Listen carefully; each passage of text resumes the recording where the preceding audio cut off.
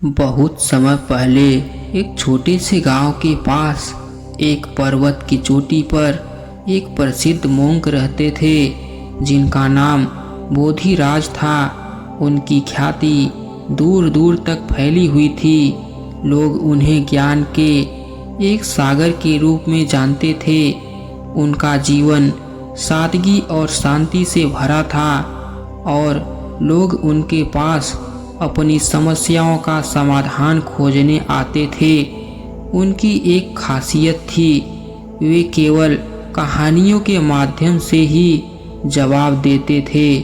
एक दिन एक युवक जिसका नाम राजू था, बोधिराज के बारे में सुनकर उनके पास पहुंचा। राजू अपने जीवन में खुश नहीं था। उसे अपने अस्तित्व का कोई अर्थ नहीं समझ आता था। उसने दुनिया में बहुत कुछ देखा था, लेकिन शांति उसे कहीं नहीं मिलती थी। वह बोधिराज के पास जाकर बोला, गुरुजी, मैंने सुना है कि आपके पास हर समस्या का समाधान है। कृपया मुझे भी जीवन का अर्थ समझाइए। बोधिराज मुस्कुराए और बोले, क्या तुम सच में जानना चाहते हो कि जीवन का अर्थ क्या है? राजू ने तुरंत जवाब दिया, हाँ गुरुजी। बोधिराज ने उसे अपने साथ आने को कहा और पहाड़ के ऊपर की ओर चलना शुरू कर दिया। चलते चलते दिन ढल गया और रात हो गई। उन्होंने एक जंगल में विश्राम करने का निश्चय किया। रात गहरी थी और राजू थका हुआ था। उसने पूछा, गुरुजी, क्या हम यहीं विश्राम कर सकते हैं? बोधिराज ने हाँ कहा और दोनों वहीं सो गए।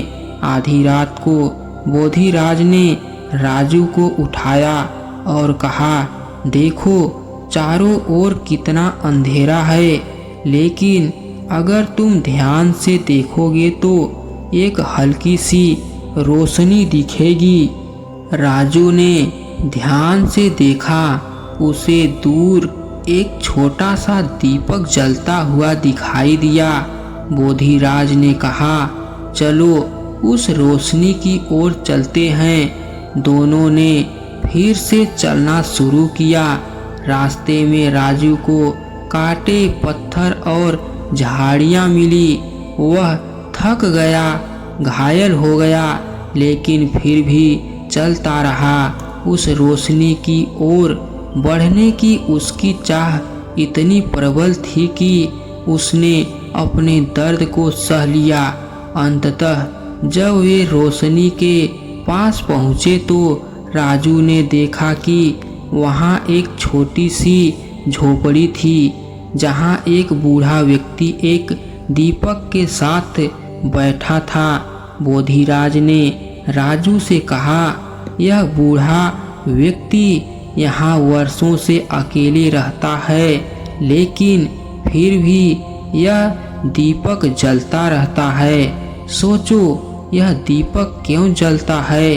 राजू ने हैरानी से कहा, गुरुजी, यह बूढ़ा व्यक्ति यहाँ अकेले क्यों है और यह दीपक क्यों जलता है?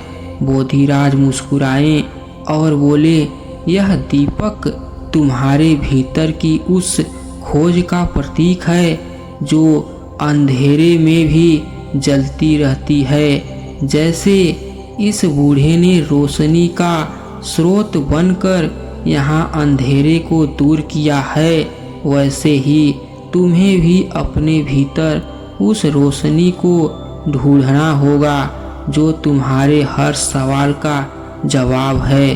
राजू अब समझ चुका था कि शांति और उत्तर बाहर नहीं बल्कि उसके अपने भीतर हैं। उसने गुरुजी को प्रणाम किया और धन्यवाद कहा।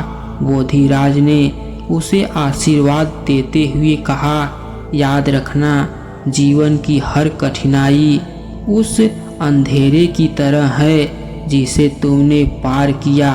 असली रोशनी तभी मिलेगी जब तुम स्वयं में झांकोगे। इस तरह राजू को अपने जीवन का अर्थ मिल गया और वह स्वयं एक ज्ञान के दीपक की तरह जगमगाने लगा, जो अंधेरे में भी लोगों को सही रास्ता दिखाता था।